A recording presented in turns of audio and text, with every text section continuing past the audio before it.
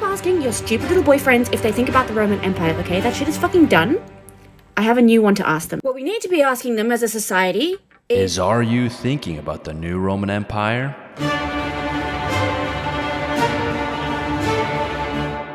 Well, I know that some of you are.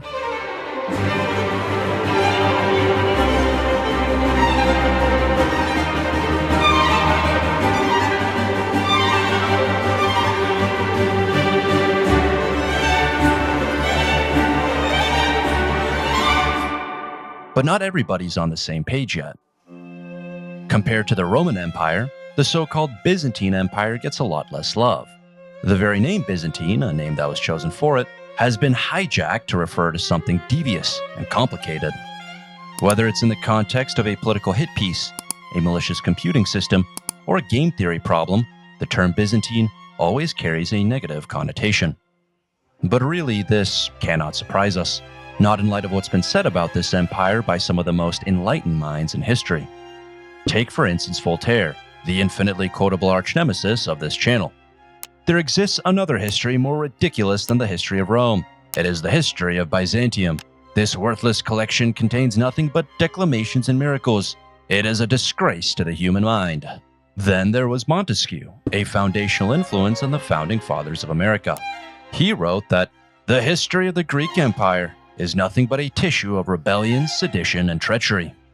After Montesquieu, the term Byzantine acquired its modern connotation, but the final nail in the coffin proved to be who else but Edward Gibbon, the legendary wordsmith behind the decline and fall of the Roman Empire.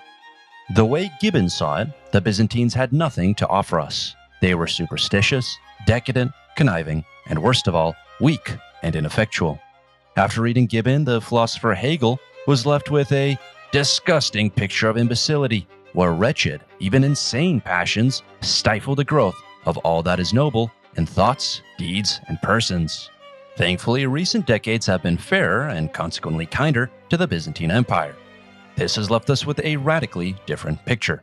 The picture of a new Roman Empire, inhabited not by Byzantines, whoever that name actually refers to, but instead by flesh and blood Romans. Make no mistake about it. Theirs was the continuation of the greatest empire of antiquity, not just in territorial terms, but also demographically, institutionally, and culturally. Theirs was the beacon of light in a so-called Dark Age, providing the Latin West with an image of living and breathing Romanness.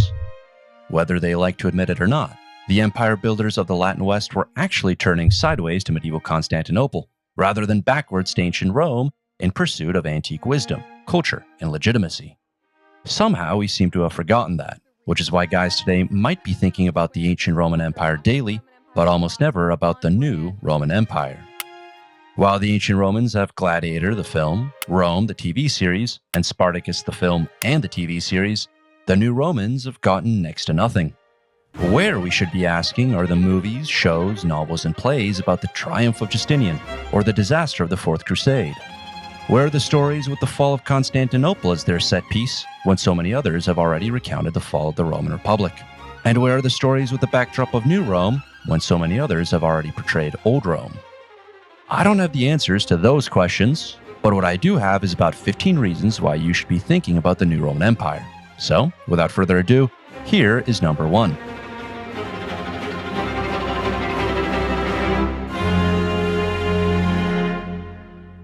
But first, by order of the Senate, a word from our sponsor, Aura. If you're concerned about barbarians at your computer's gates, then look no further. With Aura, traveling the web will feel as safe and seamless as traversing the Roman road network. Its guarantee, telling you exactly which Goths, Vandals, Huns, or other hackers have your data, and automatically submitting opt-out requests on your behalf. Recently, AT&T revealed that over 73 million customer records were released on the dark web. That's roughly as many people as were Roman citizens at the empire's height.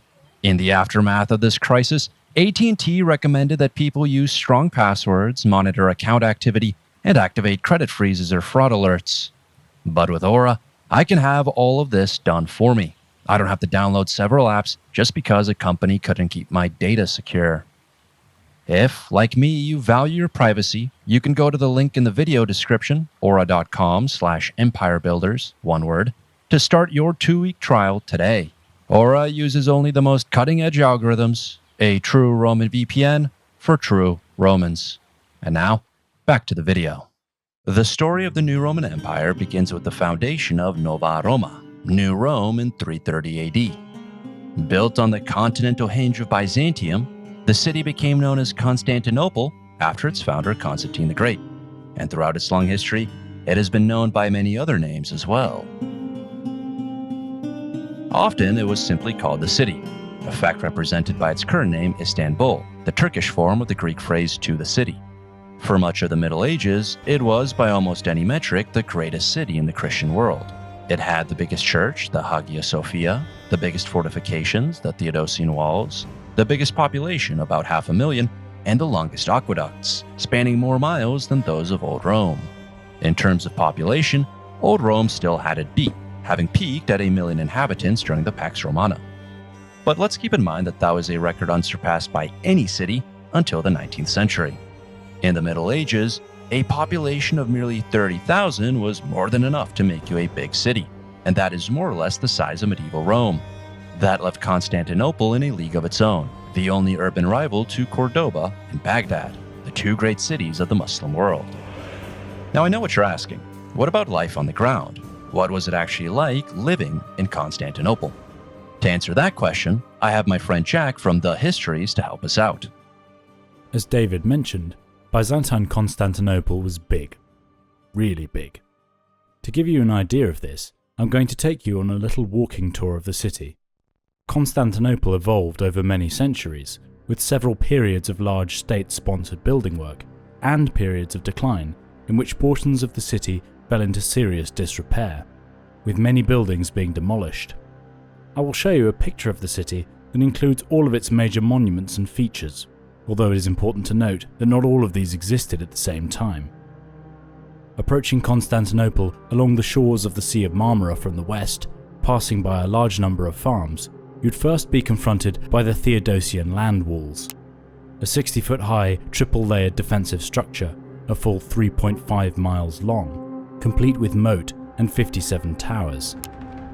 These walls, the limit of Constantinople proper, enclosed an area of some 1,400 hectares.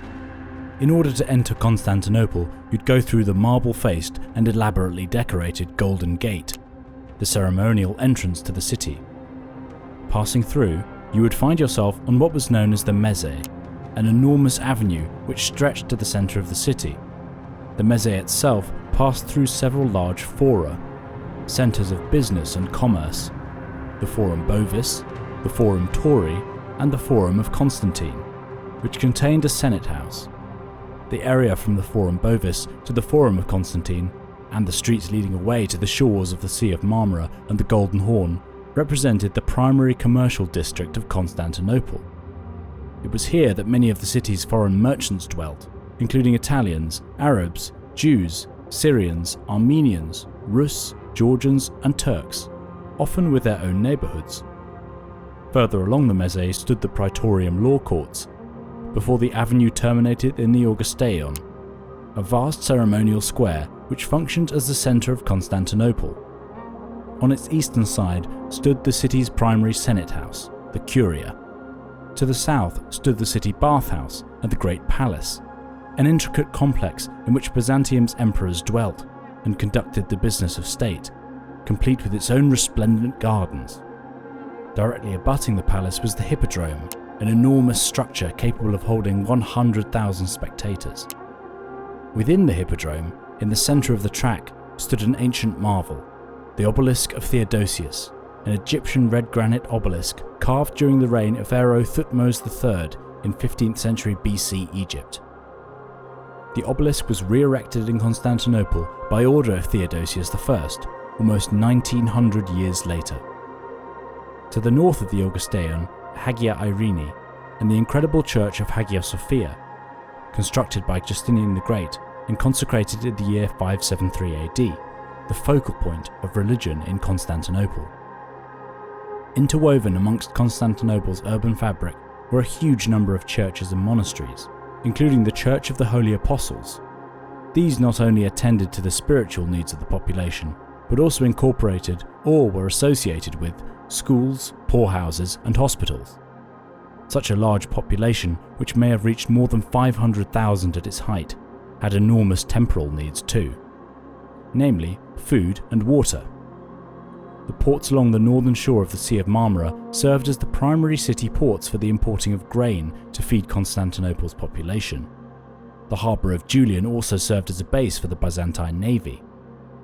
The sea walls, linking with the Theodosian walls in the north and south of the city, provided a continuous circuit of defences. When it came to water, Constantinople had the aqueduct of Valens, constructed in the late 4th century AD, and fed by natural springs, and diverted rivers outside of the city's walls. A number of vast underground cisterns provided storage. Following the Fourth Crusade, the establishment of a fortified Genoan trading colony in the suburb of Pera across the Golden Horn increasingly allowed foreign merchants to circumvent imperial tolls. The 70-metre-high Galata Tower, built in 1348, overlooked the southern shore of the Golden Horn, along which were clustered many harbours with their accompanying warehouses. Latterly, the Blachernae Palace was greatly expanded by Byzantine emperors, becoming the permanent home of the imperial family from the 12th century onwards. Through its changing fortunes, the ebb and flow of its prosperity and importance, the urban fabric of Constantinople continually evolved. Buildings were renovated, modified, and at times demolished to make way for new constructions. However, the main landmarks of the city endured and can still be seen today. Thanks, Jack. Much like New Rome itself, the New Roman Empire certainly had its ups and downs. But what are we to expect from an empire that lasted over a millennium?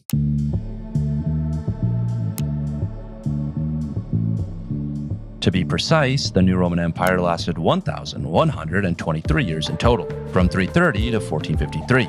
From papyrus to the printing press, Zeus to Jan Hus, Ptolemy to Columbus. Well, almost.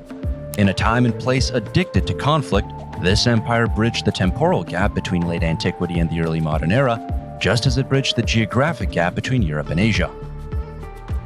Caught in a seemingly never-ending cycle of comebacks and setbacks, these people came face to face with all the extremes of the human experience, the most exhilarating triumphs and the most debilitating reversals. Under Justinian, the second most important emperor behind Constantine, they came closest to the chimera of reuniting East and West, only to be rocked by cataclysms straight out of the Old Testament. Famines, tsunamis, earthquakes, volcanic blasts, and one of the worst plague outbreaks until the Black Death. In the aftermath, the empire emerged depopulated and bankrupt, only to be confronted by an entirely new threat in the form of Islam. This new Abrahamic faith was the greatest beneficiary of the last great war of antiquity, the so-called Byzantine-Sasanian War of the 7th century. Though this conflict marked the beginning of the end for the Sasanian Persians, for the new Romans it was only the end of the beginning. Even after this power vacuum was filled, the new Roman Empire proved remarkably resilient, outlasting each and every caliphate, sultanate, khanate, and principality that locked horns with it. Whether it was the Umayyads, Abbasids, Fatimids, or Seljuks, the Avars, Bulgars, Pechenegs, or Huns, the Goths, Vandals, Franks, or Normans, each horn came and went, but the Romans trumpeted on.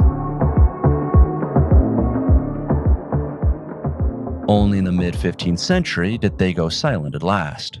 By then, their empire was a shell of its former self, and Constantinople, like Rome, had been reduced to a mere 30,000. Though the infamous Tamerlane added a half-century to New Rome's lifespan, in 1453 the Ottoman Padishah, Mehmed II, zeroed in on the Theodosian walls, pulling out all the stops. 50,000 men, 70 cannons, and over 100 ships, many of them dragged overland to the Golden Horn in a stunning feat of engineering. It was the dawn of a new world, one that had no room for a new Roman Empire. But how is it that it survived so long in the first place, long enough to be considered the world's oldest state at the time? There's a good answer to this question, but it might just make you rethink whether the new Roman Empire was an empire at all.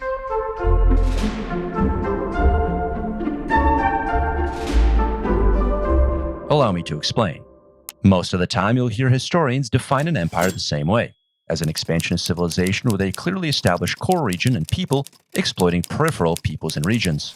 But though there was a core region in this case, Constantinople, The core people were not Greeks, but Romans, and Romans came from everywhere. That much was true since 212 AD, when the Edict of Caracalla made every non-slave inhabitant of the original empire a Roman citizen, some 30 million in total. Other empires had no such mechanism for making citizens. In fact, they usually had no concept of citizenship at all.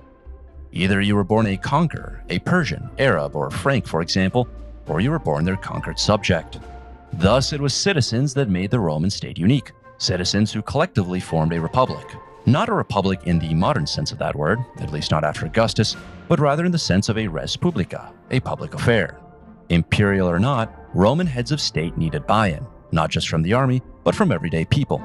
And while it's a slippery slope to generalize across such a vast sweep of history, you could make the case that this conception of power, this res publica, was the common thread linking the old Roman state to the new one. That's why world-renowned Byzantinist Anthony Caldelis often refers to the Byzantine Empire as Romania, meaning Roman land.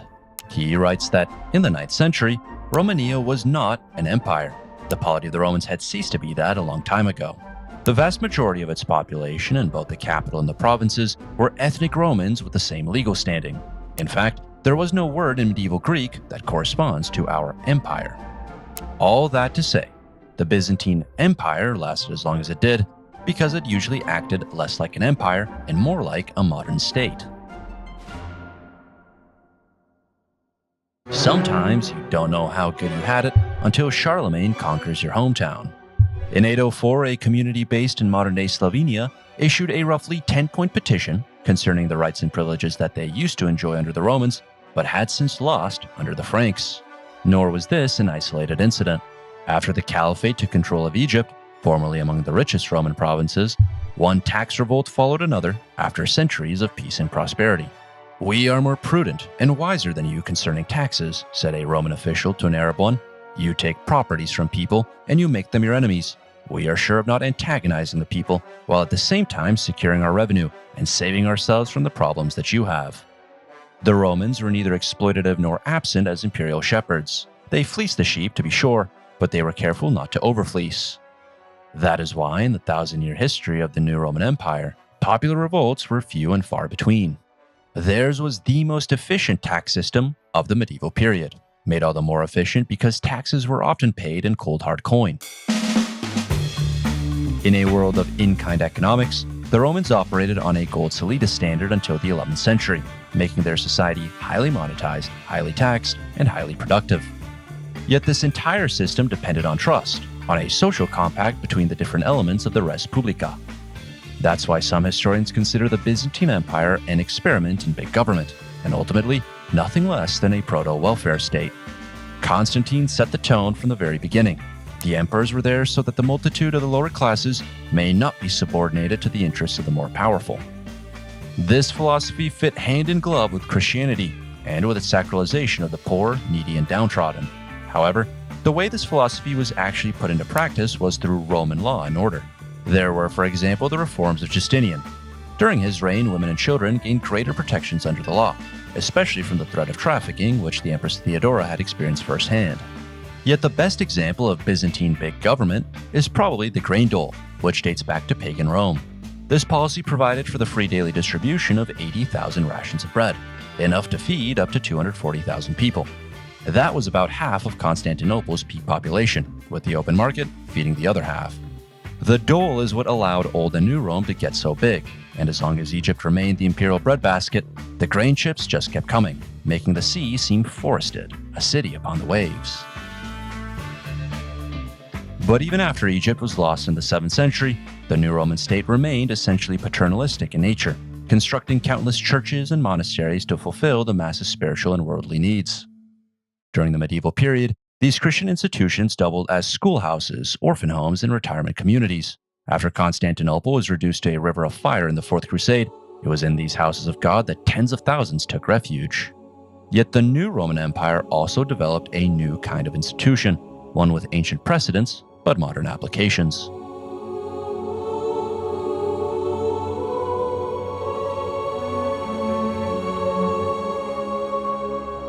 Around the 12th century, the sitting emperor himself drew up a charter for a brand new monastery in Constantinople.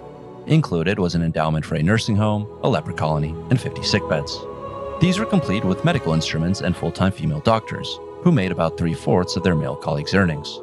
However, what truly made this institution distinct was the fact that the patients came from every stratum of society. This wasn't just a field hospital for soldiers, but something akin to a modern hospital where anyone could get treatment.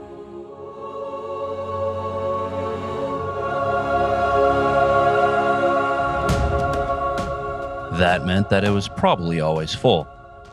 Pre-modern cities were death traps, and according to one estimate, Constantinople lost 3% of its population each year. Without an understanding of germ theory, no amount of hospitals could possibly make a dent in this figure. But that does not mean that no progress took place. Drawing on the works of Galens and Hippocrates, Byzantine doctors wrote a number of influential medical treatises. They also contributed their own findings on gout, depression, urinary infections, and other subjects. By the time Constantinople fell to the Ottoman Turks, these treatises had already made their way westward, where they were gradually translated into local vernaculars during the Renaissance and Enlightenment periods. This was just one of many fields advanced in the Latin West by the so-called Greek East, where it wasn't just the doctors who were second to none, but also the writers, artists, and architects. The Byzantine Empire had more than its fair share of stunning art, with an enormous variety of works. One of the most visible is Byzantine architecture, with the vast and elaborate Hagia Sophia Cathedral as the jewel in the crown. Rebuilt by the Emperor Justinian in a period of just 12 years, the structure boasted the largest interior space in the world at the time of its completion in 573 AD, and its dome remains a marvel of engineering.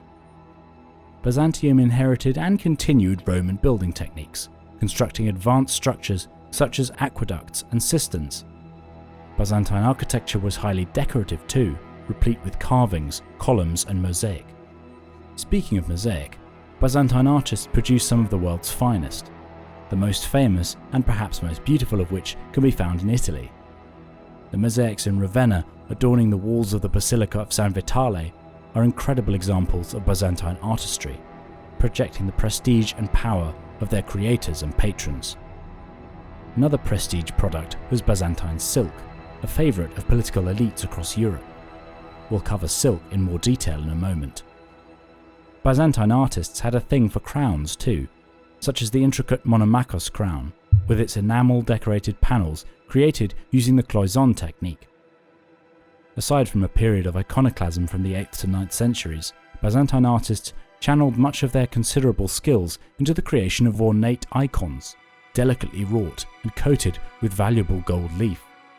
The empire did not simply produce physical works either. Byzantine writers and their contributions to literature are often overlooked, disregarded as an inferior cousin to the ancient Greek classics.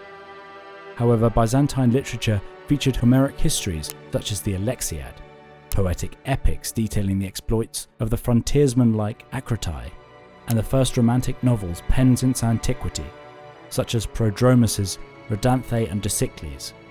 Byzantine literature combined apparently opposing pagan, Christian, and Hellenic elements, while simultaneously seeing a steady rise in the use of vernacular Greek over the older classical Greek.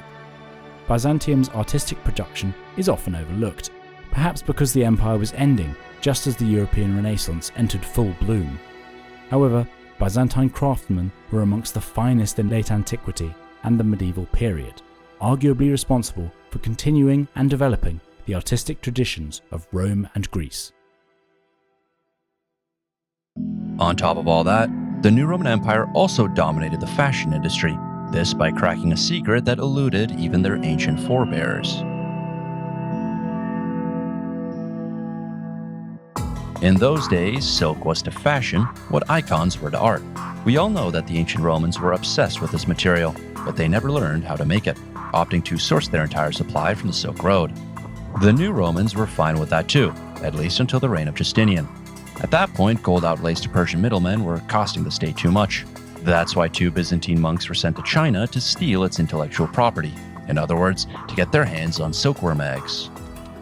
Upon their return, mulberry plantations were cultivated as feeding habitats for silkworm larvae, and though the process took years to complete, it ultimately proved a very fruitful endeavor.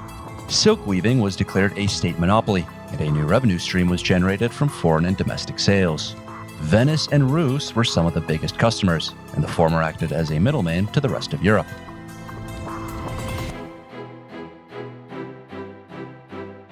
Like the chemistry behind Greek fire, the sericulture behind silk remained a closely guarded state secret, yet another example of Byzantine soft power.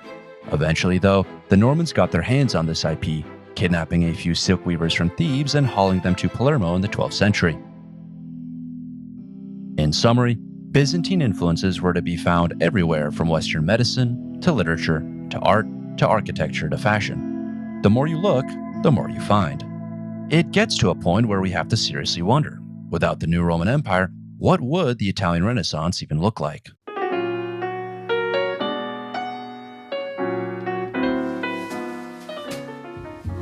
As most of Western Europe drifted further and further from antiquity, the Romans, with all their glory and pride, maintained and improved not only their ancient institutions, but also their books, arts, and architecture. Though the Romans developed a great anti-pagan fervor after the advent of Christianity, especially in their iconoclastic decades, they were also very proud of their past and were eager to preserve their written traditions and ideas almost just as religiously. Many ancient books that are widely available for us to read today are only so due to the Byzantine efforts to preserve them and their fascination to study them. To better understand the dire situation that the classics faced in the West, it has been estimated that of all the ancient Greek manuscripts that survive today, more than 2/3 were handed down by the Romans. As an example, without them, the works of Plato would have never reached the eyes of the West and sparked the many reforms in our thought that we take for granted. Furthermore, Roman law had grown less and less relevant in the West, where justice was often dealt with on a personal level. By contrast, the Romans had not to bear with this chaos and maintained many a process to deal with complaints, even in the most remote areas of the empire. Since law was such a fundamental part of their society, they vigorously codified, popularized, and expanded on it, with their legislation influencing the many systems of governance present all around today's world. With the ebb and flow of time and the numerous Byzantine diasporas, this preserved ancient culture spread with its exiles through all across the Mediterranean. Many of them fled to the Italian peninsula and consequently helped kickstart the Renaissance we know and love to romanticize today. This, hilariously enough, happened despite the best efforts of the West to destroy the works of antiquity, intentionally or not. The resounding example is, of course, the Fourth Crusade, the infamous sack of Constantinople in 1204, when half of the books reviewed in the Bibliotheca, a 9th century compilation of book reviews, were lost forever. As such, I believe the Renaissance would most likely not have been possible without the Romans keeping antiquity alive, especially since many ancient works only managed to survive the test of time in Islamic-controlled areas, with whom the Christians were highly reluctant to establish any diplomatic contact outside of war.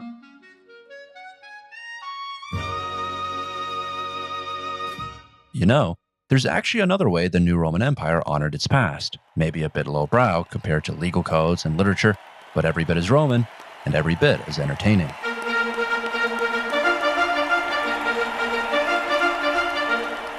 Though Olympic Games and gladiator fights were off the table in a Christian world, the new Romans still had their beloved chariot races.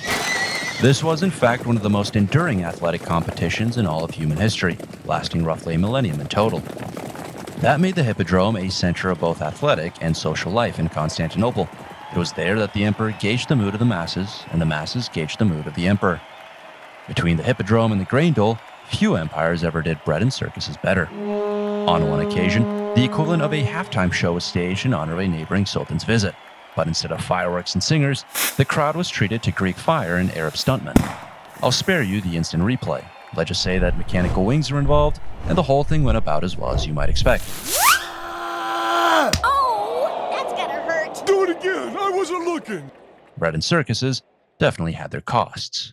As mentioned earlier, the Hippodrome had a capacity of 100,000, at least a fifth of the capital's population. That made the occasional sports riot nothing less than a national security concern.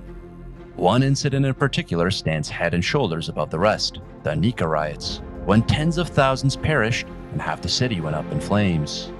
It was another low point during the reign of who else but Justinian. Yet as with so many aspects of his life and times, it remained an edge case. Usually, rivalries between the blues, reds, greens, and whites, the different chariot teams, were far more tame. But then as now, there were always those complaining that people spent too much time on sports. One Byzantine archbishop remarked that his countrymen knew the names, stock, and origin of the horses, how they were reared, how old they are, and their performance on the racetrack. But if we ask them which are the apostles of Paul, they don't even know the number. The archbishop might have had a point. During the golden age of the hippodrome, a winning athlete was second only to the emperor in fame. The greatest of all time was probably a man named Porphyrios, a Libyan raised in Constantinople. This Byzantine Messi is the only charioteer to have achieved a so-called diversium twice in a single day. That meant that he beat his opponents once, then swapped horses with them, and proceeded to beat them a second time with their own horses. He did that twice in a single day for 4 victories in total, a hippodrome super hat-trick. At this point, some of you might be asking, barring superhuman athleticism, just how common was a tale of rags to riches like this one? Well, as it turns out, a lot more common than you might think. Porphyrios' rise to stardom was certainly impressive, but it's far from the best Byzantine underdog story. After all, this was a place where peasants sometimes became emperors. Take, for example, Justinian's uncle, Justin I, a former pig farmer. He arrived in the capital with nothing but the rags on his back. After that, he found himself in the palace guard where he was able to leverage his position to assume the imperial throne. Though illiterate himself, he afforded his nephew a lavish education, paving the path for Justinian's own ascent to power. Nor would Justin's nephew disappoint him, working hard enough to be nicknamed the Sleepless Emperor. It goes to show where a little luck, a little daring, and a lot of hard work could get you. Again, this is far from the only story of this kind. Another example was Michael IV, a money changer turned emperor with the help of his brother, a court eunuch. Like Justin, Michael was in turn succeeded by his nephew, whose father was a simple culker.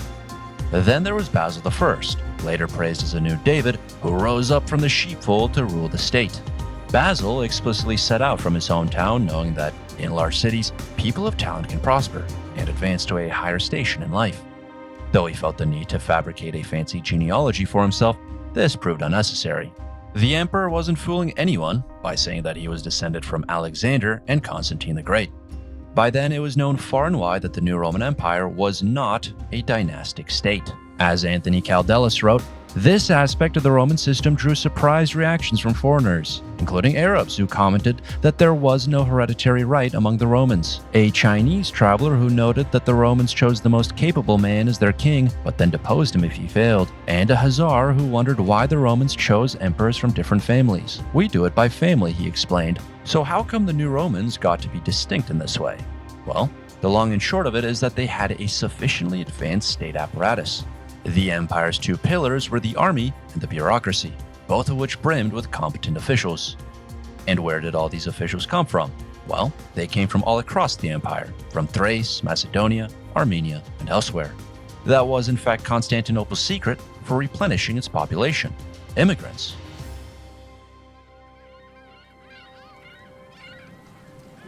Though the vast majority came from inside the state, some of them came from much, much further away.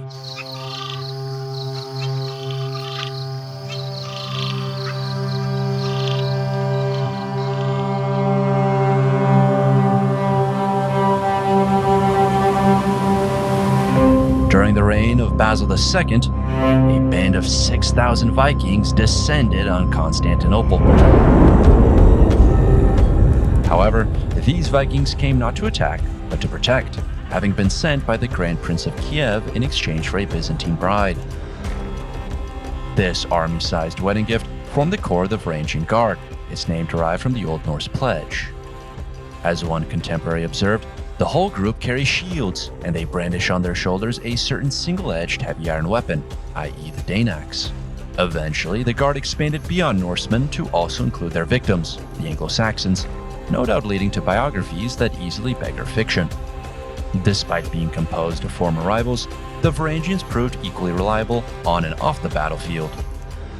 As unassimilated outsiders, their only ties were to the emperors, who allowed them to get filthy rich, doing what they loved most in the world. They were similar in this regard to the Khazars used right before them, along with the Germanics used by the Julio-Claudians. Only on rare occasions did the Varangians act more like Praetorians, with the story of the last Viking immediately coming to mind. This much mythologized figure is known to history as Harald Hardrada. A pretender claimant to the throne of Norway, he filled his pockets fighting in 18 battles in Varangian service, a stint that took him as far away as Mesopotamia. But Harald always longed for more than riches. After poking his nose into court politics, he allegedly seduced a Byzantine princess, landed himself in prison, escaped, and then blinded the man who put him there, the emperor. It's a plot straight out of a Ridley Scott film, meaning it has to be taken with a bucket load of salt. That being said, there's no doubting the fact the Varangian Guard occupied an important and unique place in the history of the new Roman Empire. Though many guardsmen eventually assimilated, there were still those in Constantinople calling themselves Varangians in the 15th century. Similarly, there's Greek frontiersmen alive today who call themselves the XIII.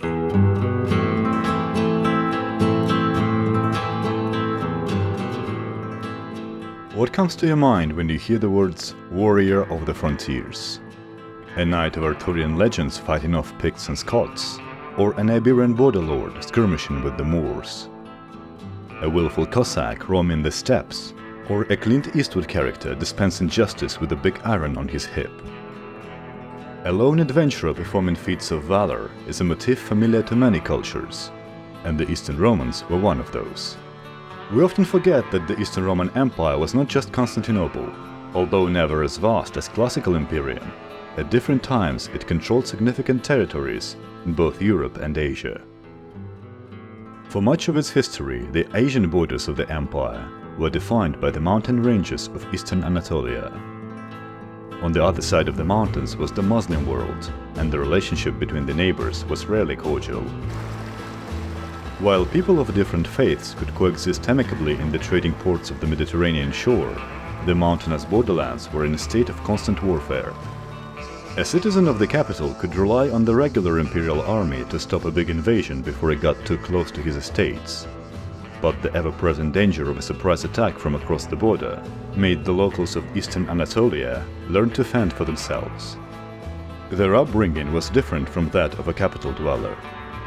They knew how to live off the land, learned to ride a horse as soon as they were big enough to sit the saddle, and were always on high alert. These Byzantine frontiersmen were called the XIII. The XIII was something of a mixture between an irregular militia and a social class. Describing them simply as bodyguards would be akin to defining a cowboy as a man who handles the cattle, or a knight as a dude in armor who rides a horse. Of course, that's what they were on the surface, but there was a whole another dimension to them. The XIII had their own way of life that was shared by both the commoners and the nobility. To survive in the unforgiving world of the Byzantine frontier, Anakritas had to be courageous, resilient, and resourceful. Anatolian aristocrats who chose to embrace the privations of a frontierman's life earned absolute loyalty from the common soldiers and went on to become the most respected generals. Emperors like Nikephoros Phokas and Romanus Diogenes learned their first lessons in warfare and leadership in the eastern borderlands. There is even a whole genre of epic poetry about the XIII. While many Acritic songs told more grounded stories of the deeds that they performed defending their land from Arab raids, some went further beyond into the realm of fantasy. These fused medieval chivalric romance with the legends of Greek antiquity. One of the heroes saves his bride from a dragon and then goes on to have a duel and an affair with an Amazon. Sadly, very few of these songs have survived, so we can only wonder what other crazy adventures did the mythical XIII get up to. Alas, the age of the XIII didn't last forever.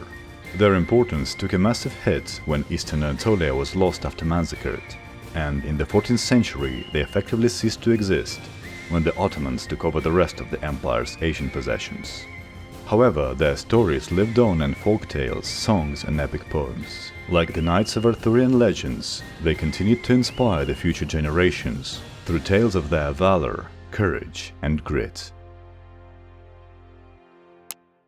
So, to recap, this was an empire with peasant emperors, Viking bodyguards, and Roman Saracen cowboys.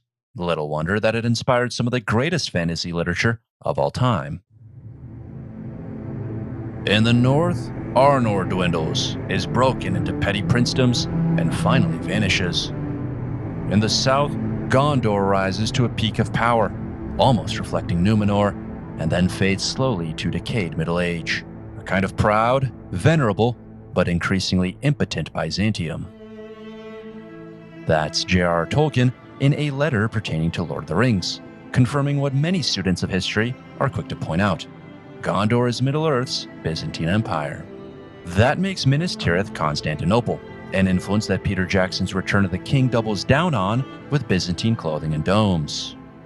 There's also the whole siege of Minas Tirith, bearing more than a passing resemblance to the siege of Constantinople in 1453. The Lord of the Rings essentially plays with an alternative history, one where the Theodosian walls hold strong and the last Byzantine emperor, Constantine XI, emerges victorious. The real Constantine died during the siege, and his body was never recovered. Thus was born the myth that he'd return to lead his people to glory, a little bit like England's Arthur, France's Charlemagne, Germany's Frederick, or even Middle-earth's Aragorn. I guess that makes the Ottoman Empire Mordor by extension. I see. But we're not getting into all that.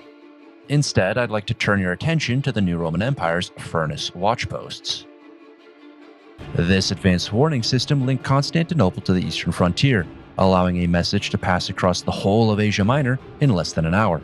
Sound familiar? The beacons of Minas City! The beacons are lit! Then there's A Song of Ice and Fire by George R. R. Martin. He takes inspiration from a much earlier siege of Constantinople, the one that happened in the 8th century. Just as King's Landing was saved by the genius of Tyrion Lannister, New Rome was saved by the genius of Leo III. As part of their respective defense strategies, both used underwater chains and water-resistant incendiaries. Leo's chain sealed the Golden Horn, while Tyrion's chain sealed the Bay of Blackwater. Though the chain didn't make it into the show, the wildfire sure did. Leo used Greek fire, believed to be similar in composition and effect to modern napalm. So we all know that Tyrion Lannister was up against Stannis Baratheon. But who was Leo up against? Well, I'll tell you. It was the Umayyad Caliphate, which presented nothing less than an existential threat to the new Roman Empire. Therein lies another parallel, intentional or not. Just as Baratheon forces fought under the banner of a new universal faith, so too did the forces of the Islamic Caliphate. Now, generally speaking, Martin's universe plays on old ideas about East and West, about the Orient and Occident. I mean, it's right there in the names, Essos and Westeros. To me, Essos brings to life all the Oriental stereotypes that once captivated the European imagination. It's a land of traders, horse lords, and eunuchs, of antiquity, decadence, and treachery. Why else would two of the most devious characters, Varys and Littlefinger, be so closely associated with Essos? These are characters born of a long tradition of Orientalizing the Orient. They are walking and talking caricatures, born amidst salt and smoke and stereotype. All that said, you'll find very real Littlefingers all throughout history, nowhere more so than in the Byzantine Empire. Littlefinger would have been right at home in Constantinople, where it was perfectly possible to rise through malice and merit alone. Like King's Landing and the Free Cities, New Rome was a place with a money culture. You see gold in everything, one bishop complained. You fantasize about gold, dreaming of it while you sleep and thinking of it while awake. For you, wheat becomes gold, wine turns into gold. All your thoughts are on gold. Sure enough, gold could even buy you the throne, not exactly in a Praetorian-style auction, but certainly as an added bit of leverage. Recall the story of Michael IV, a money changer turned emperor with a string-pulling eunuch brother.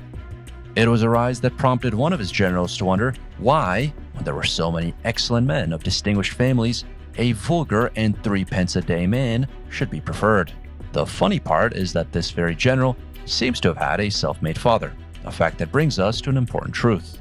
While the new Roman Empire did have its distinguished families, there was no fixed aristocracy to speak of.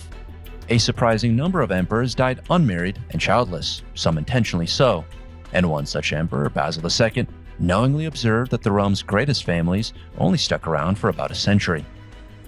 This has left Byzantinists searching in vain for a hereditary feudalized aristocracy, and even for feudalism itself. Unlike the old dynasties of the Latin West, the distinguished families of the Greek East knew that they had an expiring shelf life. That goes some way toward explaining their culture of conspicuous consumption, the untold amounts spent on silks, icons, and books. But it also goes some way toward explaining the problem of the Roman succession system, namely, the fact that it had no system. Hence the eye-watering number of Byzantine assassinations, coups, and civil wars, which really make you wonder whether we shouldn't just all agree with Edward Gibbon. Out of 91 new Roman emperors, no less than 42 owed their throne to some form of political violence. That put the empire in a league of its own, not only in terms of scale, but also in terms of creativity. This was a place with night arrests and kangaroo courts, with blindings and castrations, with murder in the bathtub and murder in the bedroom. Take the case of John Tzimiskes, a case that I almost choose at random. Nephew to the sitting emperor Nikephoros II, the two could not be more different. Tzimiskes was handsome, charming, and a smooth talker. Nikephoros was hideously ugly, a man made for war and nothing else. Since Tzimiskes was good at war too, he was basically the full package, but for all his talents on and off the battlefield, he was exiled on trumped-up charges of treason. In retaliation, Tzimiskes staged his triumphant return, seduced his uncle's wife, broke into the palace, and killed Nikephoros in the dead of night. Then he seized the throne for himself and began a highly successful reign. Littlefinger himself could hardly have done it better. Now at this point, we could keep shuffling through the long register of Byzantine crimes, follies, and misfortunes, or we could jump to the burning question. How did the new Roman Empire possibly get anything done when half its emperors had to cross the proverbial Rubicon? To answer that question, modern scholarship has reframed the terms of debate, turning Byzantine crimes, follies, and misfortunes into a, quote, continual referendum. In other words, all the civil wars, assassinations, and coups weren't bugs, but features of a populous state, and death was the forcing function of good imperial government. That means that the more creative examples of violence, the extraction of eyeballs, noses, and other parts, for instance, were the humane alternatives to death. Even in the messy context of Nikephoros and Tzimiskes, this line of reasoning holds up pretty well. The latter was capable of keeping both the army and the people happy, and the former simply was not. There's no denying that personal vendetta was part of the equation, but had Tzimiskes acted solely for that reason and not taken into account the wishes of the res publica, he wouldn't have gotten very far. As once was true of their forefathers, even in the imperial period, the new Romans retained the legal right of revolution.